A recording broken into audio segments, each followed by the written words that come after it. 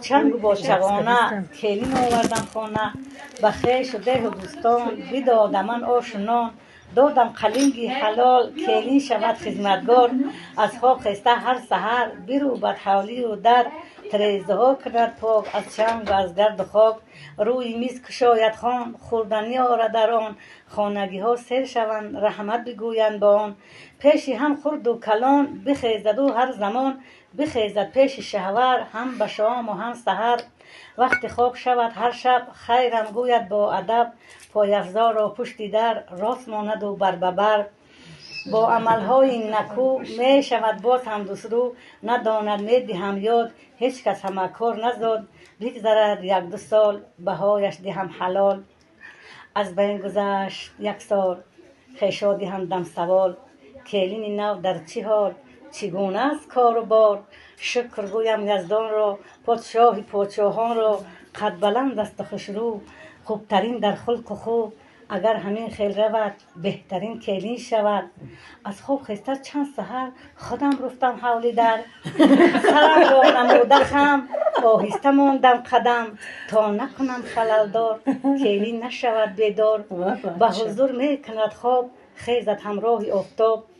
دسترخوان می کشاید خوردنی می کشاند گاهی آن را غون دارد گاهی بر من گذارد با یخزال پیش پا به بالاشان رود راه خاشاک پر در ستیل بردن برایش مشکل در لب آب نشسته دیگ و طبق را شسته چاینک ها زنگار بسته لبی کاسه شکسته کارهای خوبش بسیار کم بودیش کم شمار هرگاه خوراک میپزد خوراکهایش با مزه پزد اگرای و منتو حیران مانیم من و تو سمبوسهش اویغوری تا بس گفتن میخوری هر وقت سرم شویم شکر پشت و پهلویم لباسم را میشوید پرسیده خاله گوید جوان هست و فهمش کم بی‌پروا هست و بیغم بگذرد یک دو سال یاد گیرد روی شکار نزدم گذرد هر بار رحمت گویم دختر دار از بین گذشت 3 سال احوالم گشت از محال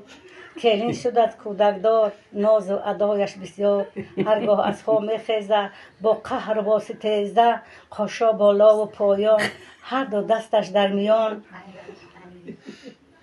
در آواز جانم بنفشه خاشا بالای پایان هر دو دستش در میان گوید که کودک دارم شب تا سحر بیدارم گهواره می جنبانم کودک را می خوابانم گوید خاله خوشرو کارها نوبتی تو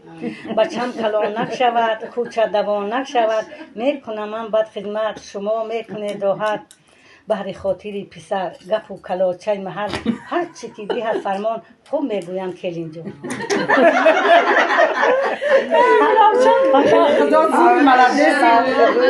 همه رو داد از سر منوما حیات گرفتم گفتم تو گرفتم همه خیلی من